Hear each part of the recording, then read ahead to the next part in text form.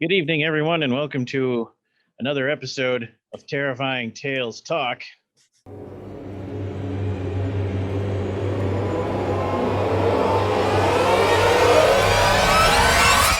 We are your hosts, Tyler, Shawn, Hello. Duane, Hey. and Rachel. Hi. I'll give Shawn the most stars tonight for intro. Duane's a close second, too. Cool. I'm glad we're rating intros. Yes. If I'd known it was going to be a competition.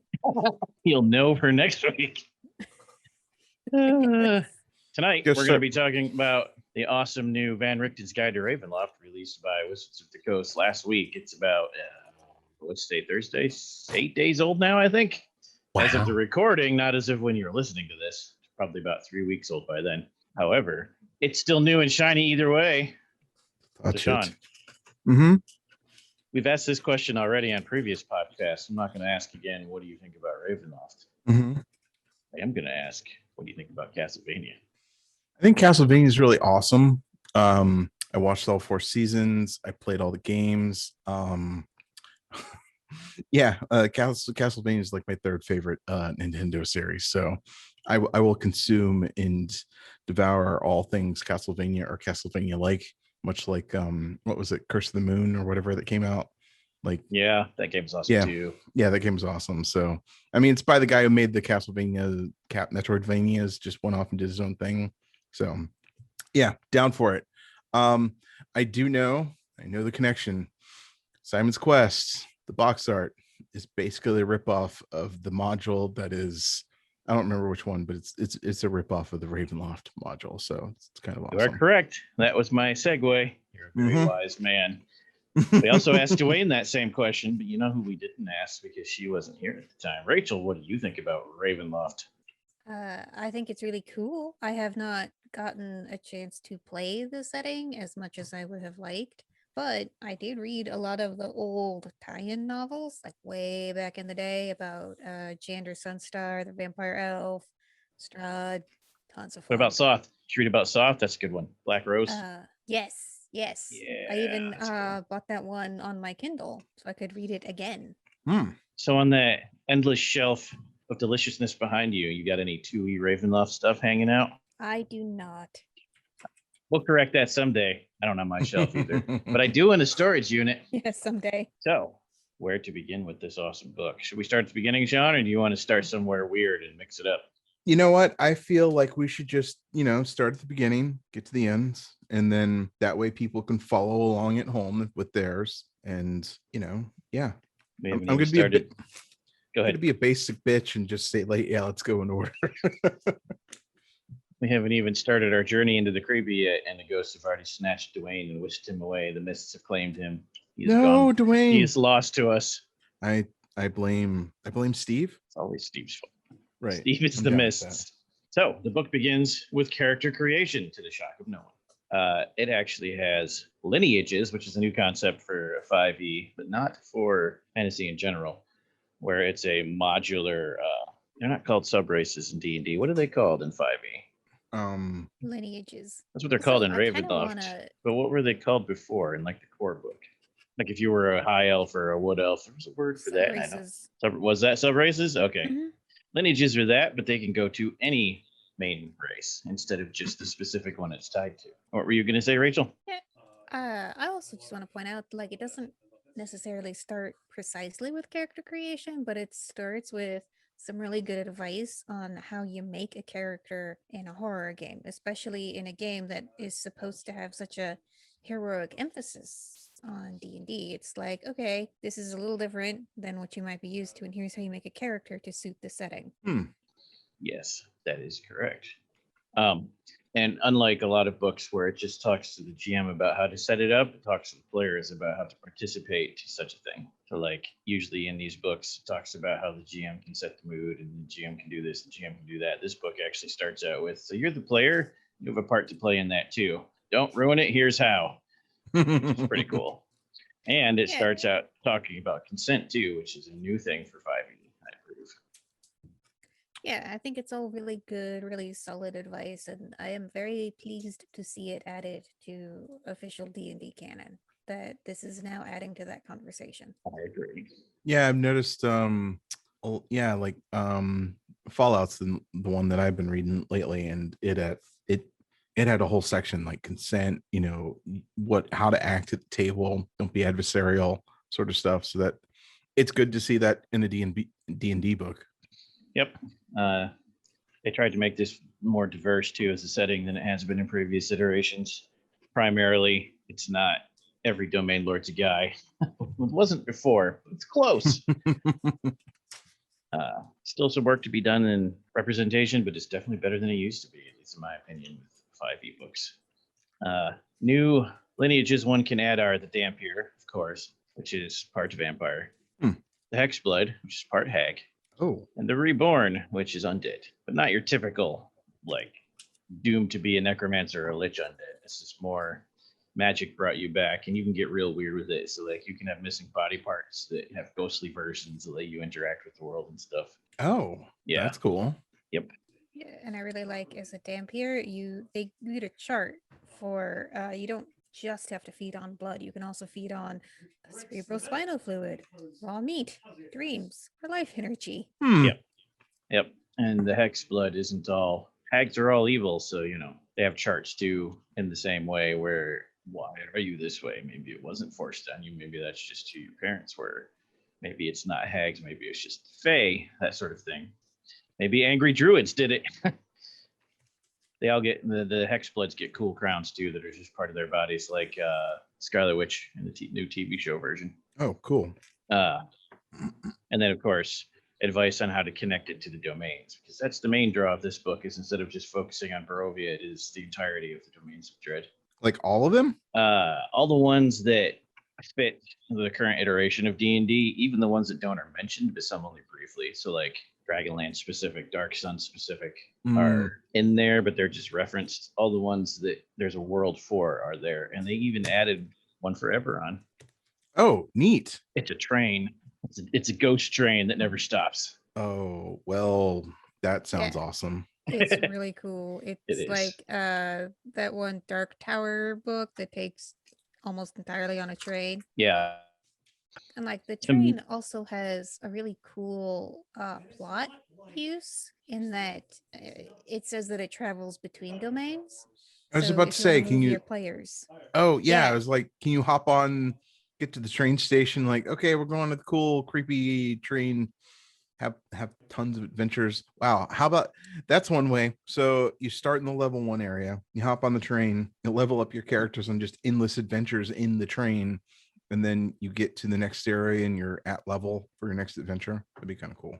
There are a few things that work for that in the new version of Ravenloft where you can potentially bypass closed domain borders. The train is one of them. There's a couple others too, where even if the Dark Lord closes the domain, you can get through. There's a traveling carnival that does the same thing. That used to exist, but it's updated to the new version. And then they have mistwalkers, like people and beings and players can have the ability with special trinkets or abilities to move through the mists. That's less safe than the train or the circus stuff. And then after lineages, they have dark gifts. It's always been a thing in previous editions, but they actually list some in this one, which is nice. By some, I mean quite a few. They're meant to be handed out at character creation, but you can get them later. And it talks about how you can get them without being evil, without having to be on your way to being a Dark Lord. In a place like Ravenloft, sometimes you're backed into a corner and you got to do what you got to do to survive or keep your family alive. In the game we're going to start up this Friday, I think everyone but Duane chose to have one. There are 6 of them, and I was like, 3 of you need to pick it. And within 2 minutes, 5 of them messaged me, including Rachel. That sounds about dark right. gifts are cool. That's right. God, I can only imagine playing an Eldritch horror game with Rachel. I'm like, oh, I pulled the Dark Pact card. Great. By choice. Oh, great. Even double great.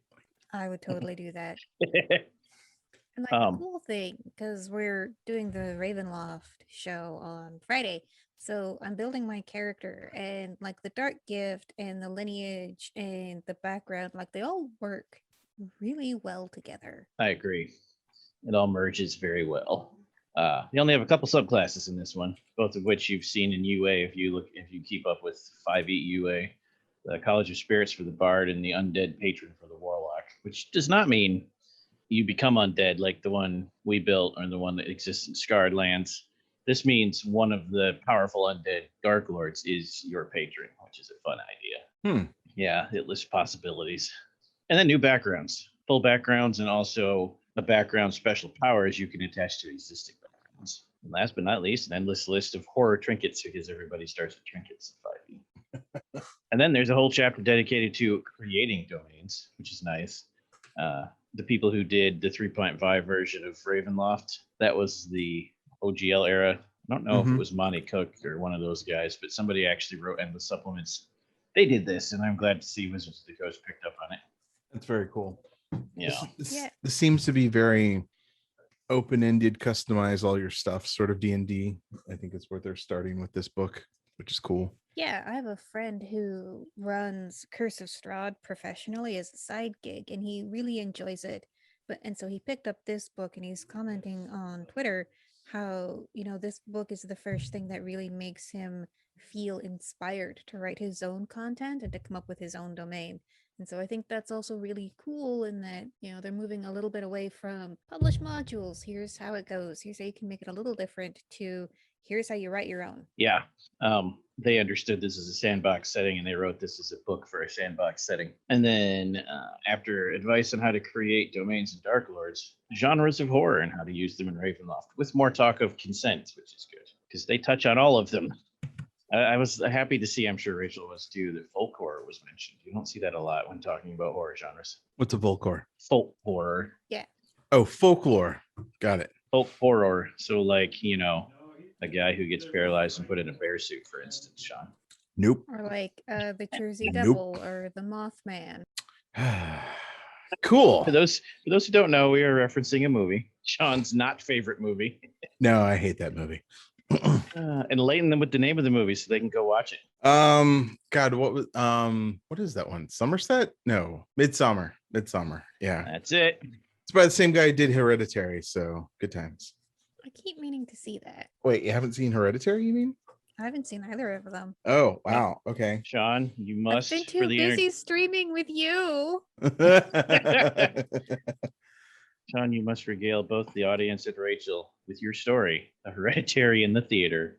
I mean, it kind of ruins. I mean, do you care about like sort of minor, major spoilers, Rachel? Otherwise, I can't tell the story. No, that's fine. Go for it. I guess. Okay. Give listeners a heads up. Spoilers ahoy. Right. Spoilers ahoy! If you haven't only seen for Hereditary. About 60 seconds. So the whole thing just sort of ramps up into this weird. You get their inklings of a cult, basically, and you're not quite sure what's going on. A cult's involved. This family's getting fucked up. Mom's going crazy, and so the son, who's kind of center of the whole story, gets up in the attic. Now, me and Steve used to go to a movie theater at an old burned out mall that was slowly dying, which is like cheap. So everybody goes there. And it was a packed theater. Me and Steve are sitting in the front row, like craning our necks. And not this is a bad thing or not that this means anything, but I think Steve and I were like the only white people in the audience. So it was really fun because everybody's just like really into the movie, more than just like, boring ass white people just eating the popcorn. So we're watching it and the kid goes up in the attic and out of fucking nowhere, it does the shot. And there's just like 4 or 5 white people just standing in a corner all naked and being all culty like. And then this one girl behind us goes, "Oh my God, naked white people." Like as that was the scariest thing in the entire movie. And they weren't wrong because naked white people with their like flabby and whiteness was just flabby, just dangle bits, just yeah, old cultists just sort of like naked for absolutely no reason. Put some pants on, sir. Or if you don't like pants, put a towel on or something. Robe Robe. the theater too. Forward, yeah. Like you join a cult so you can get naked. That's true. Fine. That's true. Fine. I'm just gonna say that you need to have some respective nakedness. Like you just can't show up out of nowhere and just be like naked. Like you gotta like lead. You gotta give some warning that nakedness is gonna happen. You can't just start whipping things out and just like, yeah, it's naked time. Like, no, sir. We're pretty sure Pretty sure because that was our personal meme for like a year that like 100 people from that theater just walked around for a year going, "Oh my God, naked white people." Yes. Oh my God, naked white people. Just it was best. What were we talking about? Hereditary. Yes. Folk horror. And folk horror. Yes. Folk horror. I understand what the word is now that you're saying. So does that mean like the thing is real and it's just sort of the boogeyman, but the boogeyman actually exists, or is there the possibility that it just doesn't exist? I guess it's up to the GM, I suppose, at that point, right? The book addresses it both ways, both if it's a real creature or if it's simply the real evil is the believers, which is more of a, which is, you know, it talks both about Headless Horseman, Jersey Devil version and Midsummer version, where it's just the people being terrifying. Yeah. And some domains reflect that both ways too, which is the next part of the book where it starts talking about the domains. And since you asked, they have full full write-ups, which in this case means 3 to 5 pages, I think, for each. Still lots of room for elaboration. There's been entire books written about individual domains in the past. But for the purposes of this book, full write-ups on Barovia, Blewett Spur, that's where the mind flayers are. And think about that for a minute too. What does it take for an elder brain to get the attention of the dark powers compared to all the other elder brains? What is evil compared to other mind flayers? Orca. I feel like that one's just like specifically eating children brains, or like just, you know, personally like having kittens be born and just smashing them and popping their brains. Like, yeah, I feel like that's wow. Yeah. And if you want to know the answer to that question, get the book and check it out. It tells you what the story is. Oh, it tells you how awful this thing is. Oh, yeah. Okay, cool. All the domains talk about the Dark Lord and why they're the Dark Lord, and gives stats in the form of, here's a template from a monster supplement or from this book that you can follow, plus add these powers. And then, of course, they're Dark Lords, so they always come back. Even if you kill them, they come back. I also like how it tags it by genre of horror. So yes, Whisper is tagged specifically cosmic horror. So, you know, if you're in a mood to run this genre or that, it's easy to find one that works. Yes, I agree. And has a very good breakdown on the mists and how to use them too, beyond just the, just say creepy mist appears and steals them. Like, it's got a whole mechanic to it and how you can make it moody, which I'm going to use on Friday. It also talks about the people and how they work, which has been touched on in previous editions, but not as thoroughly, I think, as in this one. And for your reference, Shawn, most of the people in Ravenloft are constructs. They don't have souls. Like, they exist. They live, they die. They don't know they have souls. They think they're normal people like everyone else. But the dark powers create them for the evil, twisted amusement and or torture of the Dark Lords. Only the some are born with souls, and those are the ones that become the heroes, the player heroes, if you're native to Ravenloft, or like the named characters, Van Richten, Tatiana, all the people that end up being heroes, heroines, and sometimes supervillains. But the vast majority of beings there are soulless, die, reborn, and come back endlessly. The dark powers are not good. It is debatable whether it's a prison. But yeah, after Blewett Spur, it has Borka, the Carnival, Darkon, Deventliu. You might not recognize these names, but a lot of people will. Falkovnia, Harakir. I also will mention they took the stereotypes off Harakir, and I approved of that. It's not just the Mummy Lord was cringy stereotype back in 2E. It no longer is. Haslan, Ikith, which they did a good job pulling the stereotypes off that realm too, because that's Chinese. Wait, is that Chinese, Rachel, or Japanese? Pretty sure that one's Chinese. I didn't want to get that. Ikath or Ikith, the one with Xian Xiang. Pretty sure that's Chinese, but I don't want to mess that up. Just going off the name Xian Qiang, I'd say Chinese, although The art leans that way too. Yeah. Oh, yeah. The art is very Chinese. Yeah. Just like double check. I would ask Duane, but we lost him. The mists claimed him. And then it has Kalikari, Carticus, Lamordia, Mordant, Rishmalo, Tepisht, Valakan, and then after that we start breaking down into ones where they get like a couple paragraphs or sometimes just a word. And they start with Seer 1313, the Morning Rail. Morning as in MOUR, so you did it there. That's your creepy Eberron train. Nice. And they also mentioned Forlorn. Oh, I bet you that has connections to the Morn. Oh wow. Yeah. Okay. Very cool. And then it has Forlorn, Gastria, Gehenna, Invidia, Keening, Clore, Markovia, the Nightmare Lands. That one's fun. Nightmare Lands is literally the Dark Lord's nightmares that you get trapped in. Neurangen, Novavasa, Odair. My players from before Vorpal Tales will always remember that name. That's the one where Pinocchio is evil. It's the Dark Lord. The Rider's Bridge, that's Headless Horseman. Recibolas, Shayna, Sea of Sorrows. That's your Ghost Pirate, Shawn. It's there. The Shadowlands. Cool. I don't know how to say Saragni. Sarani? How would you say that, Rachel? It looks vaguely French, so I would say Serene. Terrain. That sounds better to me. Staunton Bluffs, Tovog, the Vaj Detective Agency, and Zeruja. Are there any of those you specifically want to talk about, Rachel, that you like or that caught your eye? I mean, I'm always in the mood for a good detective story, so Vaj definitely caught my eye. Now that one's a fun one, Shawn, where you go in there and the agency will actually hire you to investigate occult mysteries and even rescue people. But the person who owns the detective agency is the Dark Lord of like the building. Wait, so he wants you to rescue people? Oh, okay. They want you to rescue people for reasons? Well, if you dig into it, you'll find out after doing a few missions for the agency that the person who owns the agency is the one causing all the occult mishaps and murdering people and kidnapping people. Oh, so so is the secular torture just to cause events and then hire people to fix these events and then just do it again? That's what happens, but with these smaller domains, it doesn't necessarily tell you why. It lets you use your imagination to decide I see. why is this Dark Lord being tortured? What's the catch here? Wow, weird. Yeah. And then it goes into talking about traveling in the mists, groups that can do it relatively safely, and individuals.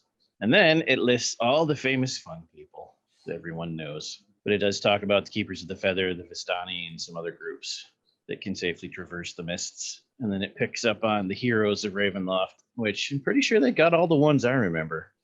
Alan Ray and Arthur Sedgwick, which is Sherlock Holmes and Dr. Watson, but creepy. Mm-hmm. The Caller, Erasmus van Richten, which is Rudolph van Richten's dead son. Rudolph van Richten's in here, of course, with his curse. As de Avenir, Fearin, Jander Sunstar, Rachel was talking about, Larissa Snowmain, the Weathermay Foxgrove twins. Yeah, all the famous people would recognize from the stories. And then chapter 4 is all about how to create and run a horror game, including how to use the Ravenloft Tarot deck and Ouija boards. Don't forget to close your Ouija board, kids, or you'll be in every horror movie ever. And then it actually talks about. Go ahead, Rachel. Oh, so my Wednesday night D&D game. We are coming back after a long break. We're all like level 15, 16. There's a evil elf god who's coming back, and one of the options that has been presented would be lure him into one of the Dread Realms. Oh and my. fight him there. That's a hell of a wow. Okay. I really, really hope we pick this option because I really want to be playing a Drow Paladin in the Dark Realms. That can only go well for you, for your character. This is fine. I mean, she lost her faith in Lolth like 20 years ago. She's been spending the rest of her time as like, she ascended to Matron Mother, she's rebuilding Mensa Parenzen, and just, doing it without Lolth because she sucks. I mean, that's a fair assessment. Still a paladin, though. Somehow, secretly getting your powers on the sly from Harry Asterly. It is that she has transferred her faith to the Drow people as a whole. Oh, that's a cool concept. Yeah, I always liked not having a religious philosophies and character. ideals. Yeah, philosophies and ideals rather than, because I always hate being beholden to a god. So it's like I get my faith from, whatever. Right. Tacos. Not a singular entity that always ends up being fallible. Right. Yeah. Because it's just like, oh, another god. Yay. What are you fucking up today? Just oh, you have a laundry list. I get it. Okay. You're obviously busy. I'll come back. Uncannily accurate in most myth. Right. And then of course it brings back all the old favorites, including fear and stress they will be using, because that's the best part of Ravenloft, right? Horror checks. It has a big section on haunted traps too, and then it has an intro adventure that is, of course, a haunted house, and then a bestiary. And at the very end, do your own Ouija board. My favorite part. It looks really cool though. I kind of want this in burned into some wood. It's got a lot of ravens. I dig ravens. Oh, this looks amazing. Right? This is really good art. Yeah, I want a real spirit board of that. Get someone to etch it to some cherry or something. Oak. You like oak? Then we can summon Chad and send him back to Shawn's house. Anyways, Don't do that. for those curious, Tovag does still exist. However, they took Vecna out and left Kaz. Kaz, the vampire, is still trapped. Thinks he's fighting Vecna forever, but Vecna is no longer in Ravenloft. Also, this book is written post all the things that happened in 2E Ravenloft, because 2E Ravenloft had metaplot, and it all led up to a massive, I don't even know what it was, 6-8 part series, like 6 or 8 modules. It was an entire 1 to 20 campaign with Azalin the Lich breaking Ravenloft by forcing a prophecy to come true so he could escape. And it just kind of stopped where he made the Grand Conjunction happen. The whole thing broke apart. Weird shit happened. He disappeared, and they're like, and we're done. Welcome to 3. So this picks up from there, and it handles it nicely, because instead of telling you the meta plot, it says, here's Darkon, here's what's happening, here's a bunch of ideas, figure it out, kid, go. It does not tell you what's actually happening, it just gives you ideas. Interesting. Yep. I really like that. I really like when games are like, we trust you to make a cool and interesting decision. We're just going to give you some guidance on that. Yeah, I love that. The sandbox method is best method. Yeah, I like that too, because then, not everybody gets hung up on the meta and the sort of lore of things. You can actually just have it gives some good mystery to the players. So like, most players go and read books, and then it's like, okay, well, this is different this time because it's not written down anywhere. So that's really awesome. Yeah. Trying to think if there's any domains missing that weren't at least referenced. Like I said, the ones from Dragonlance and Dark Sun are referenced. There's a realm where it's a really weird domain. I don't know if it's new or not. I didn't recognize it. Where there's like a black hole, and all these islands of land are getting sucked into the black hole, and they all move at a specific amount of time and distance each cycle. So it's like a clockwork black hole, and a lot of the broken failed domains are there getting sucked in, including Soth's domain from Dragonlance. Wow. I mean, that kind of gives me hope that maybe we will see a little more Dragonlance and or Dark Sun down the road. The rumors are very heavy that Dragonlance is next. Yeah, there was a whole lawsuit thing that happened, but that was dropped, and it sounds like they're going to start writing it again. So yeah, I think the cat's out of the bag on that one, where Dragonlance is coming. Yeah, because at first it was just talk and rumors, but now people that do Dragonlance, some exclusively, are suddenly on Wizards payroll again. And they also had Casey Hicks wrote a short story or a short story collection, or like there's fiction coming suddenly for no reason. Hint, hint. Like, we haven't seen new Dragonlance novels in forever, and now all of a sudden they're commissioning them. That tells you a lot right there. I know. I can't wait. Yeah. We some Dragonlance. That is the only romantic fantasy setting that gets my attention, John. Dragonlance, take it or leave it. It's not my favorite. They have the best dragons, though.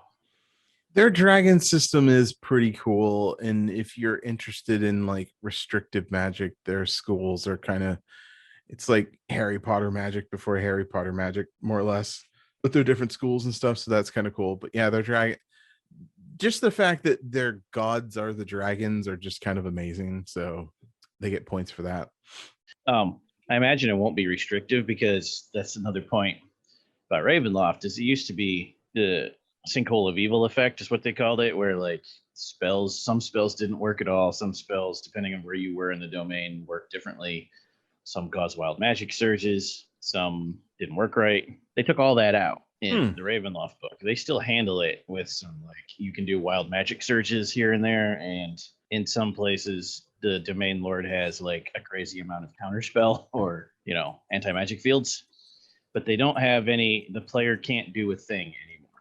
So I imagine when they do Dragonlance, that'll be a thing too. It won't be your magic fails if you can't see the right moon. It'll probably be when your moon is ascendant, you get a bonus.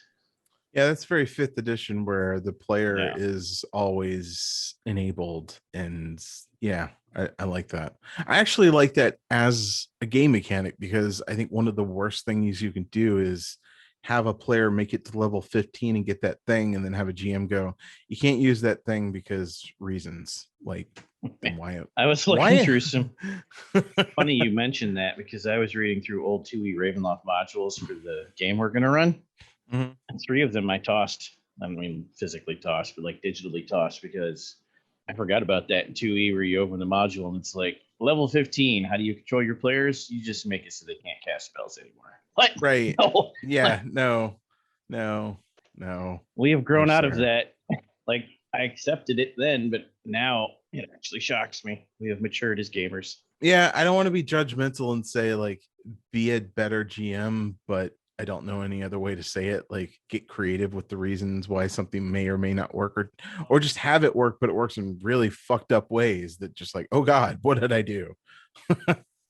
Yeah. Yeah, it's probably worth pointing out that when those were written, the relationship between the GM and the players were, I don't want to say antagonistic, And no, you but can say adversarial, antagonistic. yeah. That was pretty big in the early days. I totally agree with that.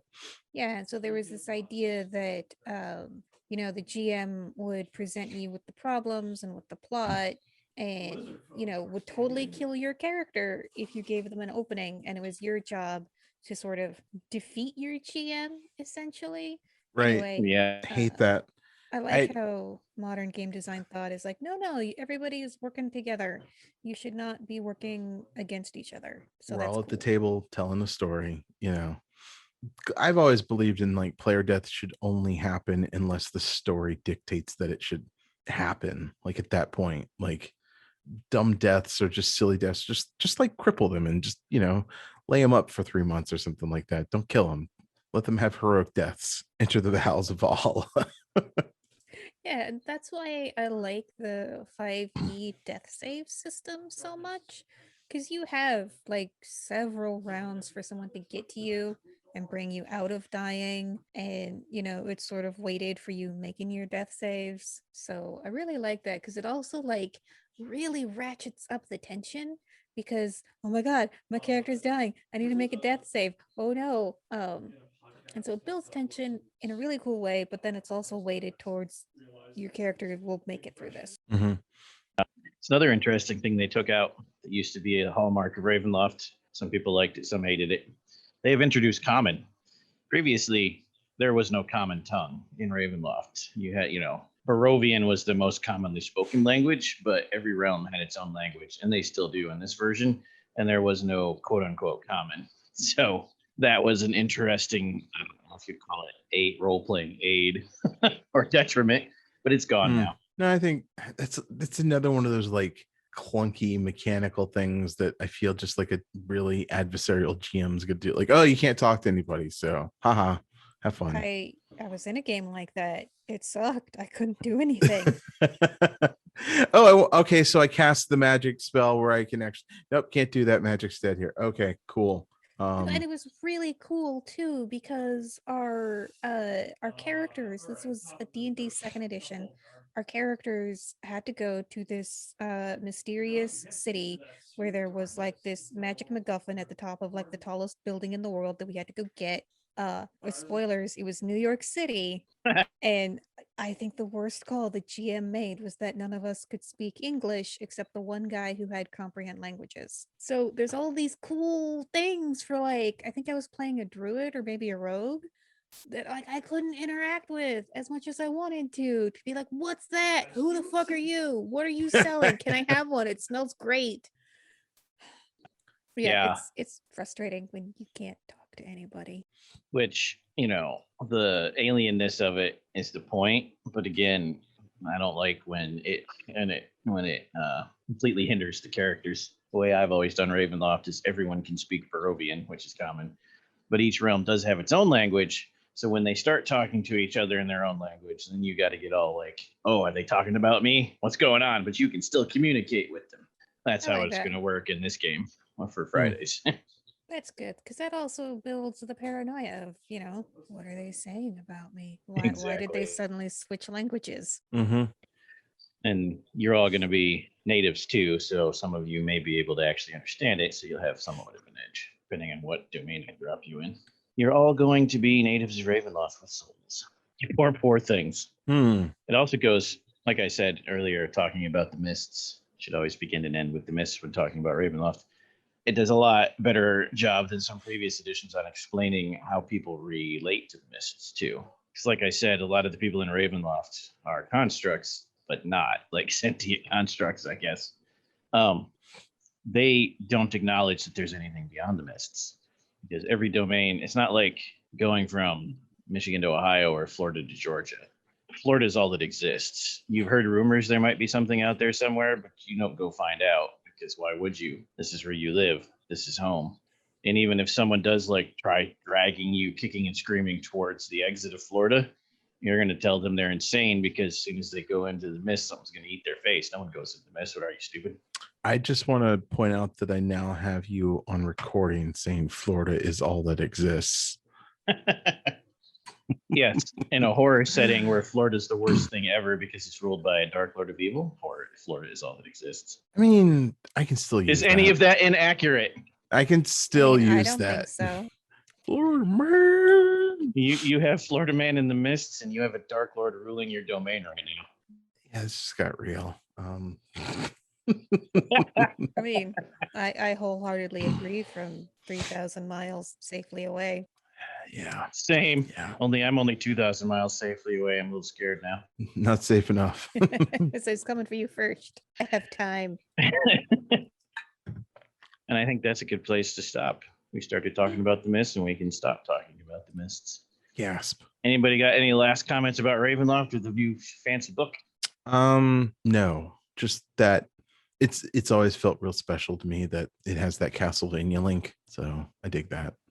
It's always been my favorite 5e setting. There's close seconds, but it's always number one.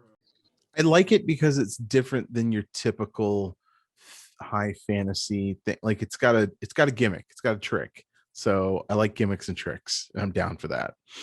Rachel? I really like how this book is takes a toolbox approach. Like, here's how you can do it yourself. I like that. I like that they respect the intelligence and the talent of their customer base. Like, not that they didn't before, but now they're like, okay, you've been playing this game, you've been playing our modules for years and years. You're ready to take the next step and start designing cool stuff on your own. I think that's my favorite thing about the new book, too. I wholeheartedly agree. Some people might say, but these huge domains only get 4 or 5 pages. Yeah, because you can make up the rest now. You don't need 50 pages to tell you exactly how it works. You do it. It's very cool. And if you want to see it in play, come check out our show on Fridays, and then in the fall on Thursdays. Oh yeah, like one more thing. The whole chapter about running horror, like you could apply that to anything. Like there's like a Yes. little bit about Taraka, which is Ravenloft specific, but it's like, here's how you run a horror game. Here's how you ratchet up the tension. Here's haunted traps. Here's curses. Here's fear and stress. That's all really cool. Yeah, there's stuff in here you could carry across to even not fantasy games. Absolutely. You can tell that some people, Rachel and I think are cool as freelancers, wrote some of this book. Their signature style is here. Yes, it's really nice to see. And hopefully, the mist will give us back Duane. Perhaps once he's confronted Strahd and defeated him, maybe he'll come back as a Dark Lord. Why don't you do all on your own? Yeah, But Duane could do it. Duane. I mean, It'll be based on fine. his Zoom It'll image, be I okay. thought he was a Dark Lord already. And on that note, dear audience, we'll leave you until next week, but not quite, because hey, Shawn. Oh, fuck me. I forgot. We haven't done one of these in a while. Okay. What, Tyler? What? Why did the skeleton skip the Halloween party, Shawn? It didn't want to get abandoned, or it got abandoned. I don't know. He had nobody to go with. Oh, fuck me. Oh, God. We'll see you next time, audience. Good night. I hate my life.